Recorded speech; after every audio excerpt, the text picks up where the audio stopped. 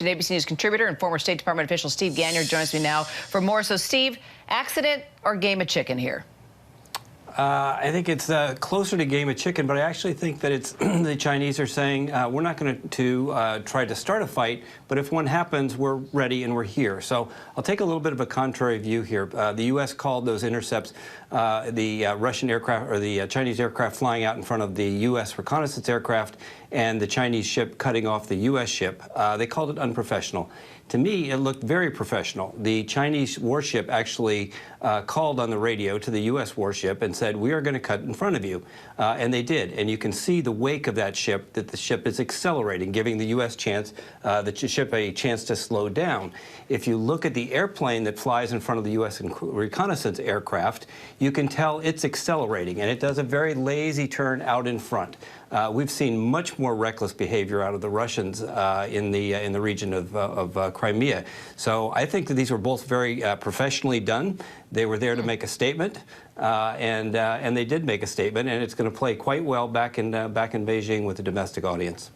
Yeah, it's all about optics, right? I mean, these are international waters, yet China says the U.S. warship shouldn't have been there in the first place. But U.S. warships are always on high alert, right, Steve? Especially in this region. And they conduct these routine checks aiming to prevent or even have to defeat, if they need to, any type of provocation.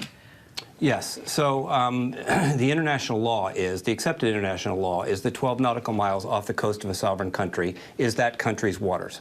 The Taiwan Strait is well outside of 12 nautical miles off the Chinese coast, but the Chinese don't believe that international law applies to them. They have created what's called a 9-dash line that goes way, way out into the Western Pacific, and so they believe that this is their territorial waters. Now, nobody else believes that, but they're going to continue to assert themselves and say that it is their territorial waters, and it's going to lead to more of these confrontations.